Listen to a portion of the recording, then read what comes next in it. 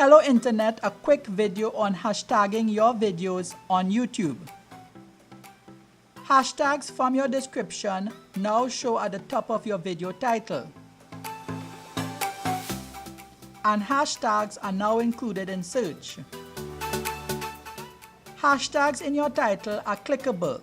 If you put hashtags in your title, then hashtags from your description do not show above your title. I prefer adding hashtags at the bottom of the description, but you can add them anywhere in the description. You are limited to 15 hashtags. From the hashtag usage policy, if a video has more than 15 hashtags, we'll ignore all hashtags on that video. Read the entire guide, link in the description. I will walk you through adding hashtags to one of my videos. Click Edit Video. Add your hashtags to the description. Click Save Changes. Go to the video now. From my experience, the hashtags above the title do not show immediately.